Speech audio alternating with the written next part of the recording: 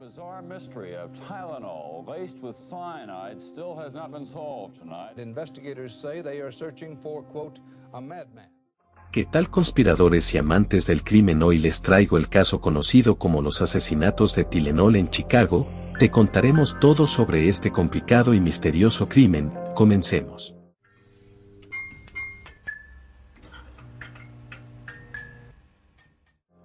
Era el 29 de septiembre de 1982 en el estado de Chicago, Illinois, en la localidad de Elk Grove. Una joven de tan solo 12 años llamada Mary Kellerman tomó una cápsula Tylenol para calmar lo que parecía ser una gripe. Horas después de haberla tomado, Kellerman se descompensó en el baño de su casa y murió.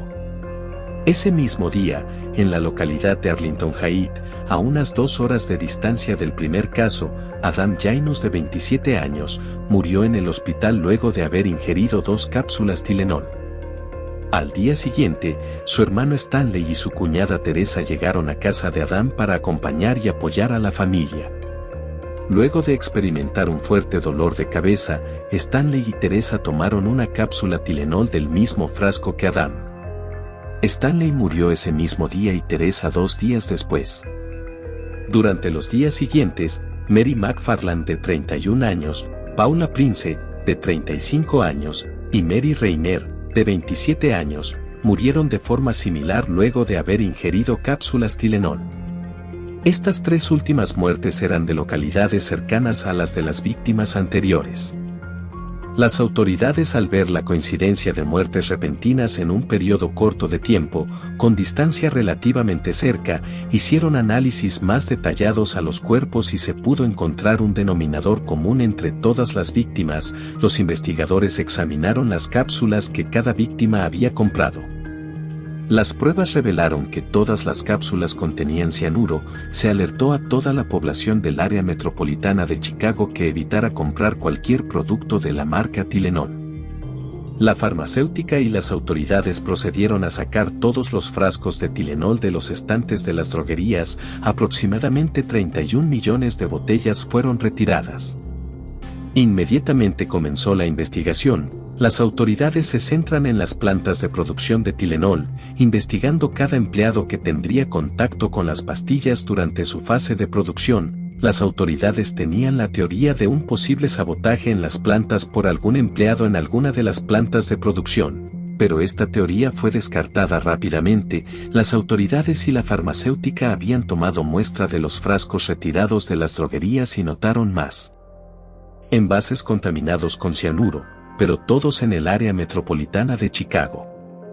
Si las cápsulas hubiesen sido adulteradas en la planta, habría casos en otros estados por su método de distribución. Todo esto llevó a la policía a pensar que el asesino probablemente había comprado los frascos en distintos lugares para luego adulterarlos en su casa.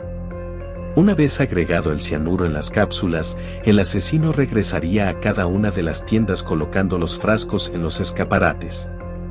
Esto era algo relativamente fácil de hacer. Las cápsulas de Tylenol eran y continúan siendo un medicamento de venta sin receta. Durante aquellos años el frasco no contaba con la misma seguridad, no contenía un sello como los frascos de hoy en día. La cápsula también era totalmente diferente. En ese tiempo el medicamento estaba dentro de una cápsula de gelatina que se podría abrir en caso que las personas quisieran tomarla en vez de ingerirlas, lo que hacía sumamente fácil abrir la cápsula, introducir cianuro y volver a cerrarla. Días después de los envenenamientos se recibe una carta anónima en las oficinas de Johnson & Johnson, describiendo la alteración de las pastillas y amenazando con envenenar otros medicamentos si no se recibía la suma de $1 millón a una cuenta bancaria. Los investigadores pudieron identificar huellas digitales pertenecientes a James William Lewis. Al analizar el perfil de Lewis notan su largo prontuario. Con solo 19 años intentó asesinar a su madre con un hacha. Había sido investigado por un asesinato y, para mayor coincidencia con el caso, años antes de los envenenamientos, Lewis y su esposa intentaron comprar maquinaria para confeccionar medicamentos. El año anterior a los envenenamientos la policía ya le seguía el paso a Lewis por una denuncia de estafa con tarjetas de créditos. pero fuera de su gran prontuario no había más evidencia que lo relacionara con este crimen. La cuenta de banco que estaba en la carta era de otra persona llamada Frederick Miller.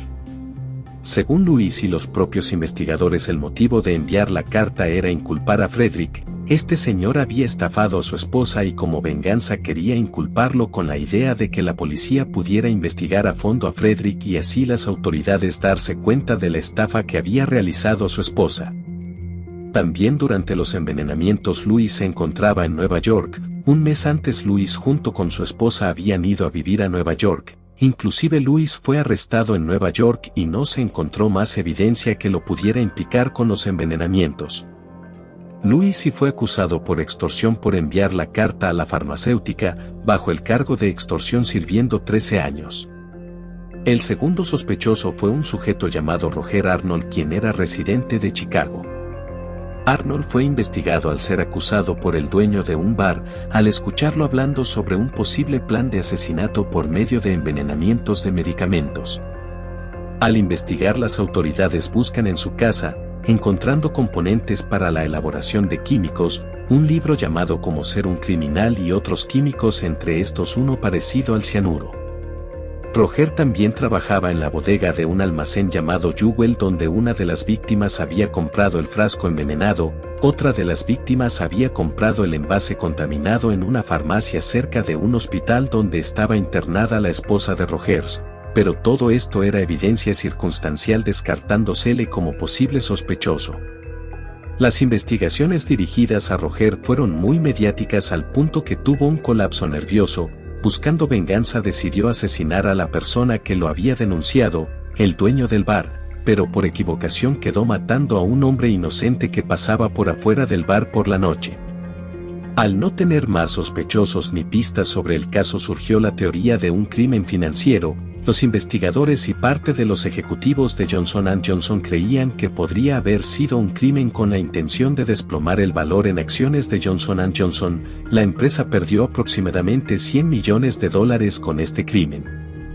Esta teoría también fue descartada al no tener ninguna prueba de algún posible beneficiario con la caída del precio de Johnson & Johnson. Otras de la teoría sobre este caso es más bien una teoría de conspiración y es sobre el posible envolvimiento de la empresa y el FBI, y es que hubo un incidente que lleva a pensar un posible encubrimiento. El día anterior al primer envenenamiento, dos oficiales en horas de la madrugada encontraron en un parque de Chicago 2 cajas llenas de pastillas con el logo de Tylenol. Los oficiales revisaron las cajas reportándolas pensando que era algún negocio de drogas que había salido mal. Unas horas después los oficiales quedaron en el hospital por tener síntomas de envenenamientos. Al día siguiente las autoridades regresaron al parque en busca de las cajas, pero ya no estaban. Esto inició la teoría del posible encubrimiento, teorizando que esas pastillas eran verdaderamente Tylenol y alguien dentro de las plantas de producción de Johnson & Johnson habían contaminado las pastillas. No había razón para que alguien pudiera tener acceso a las cajas, logos y pastilla de no trabajar dentro de la producción de estas. La empresa, sabiendo que el fallo había sido de parte de ellos, ocultó la información con ayuda del FBI buscando a un culpable. Este caso siguió sin novedad hasta el año 2009, con nuevas tecnologías de ADN se le tomó muestras al sospechoso principal James Lewis y a su esposa, se llevaron varios computadores, anotaciones y demás artículos, pero no se encontró mayor evidencia.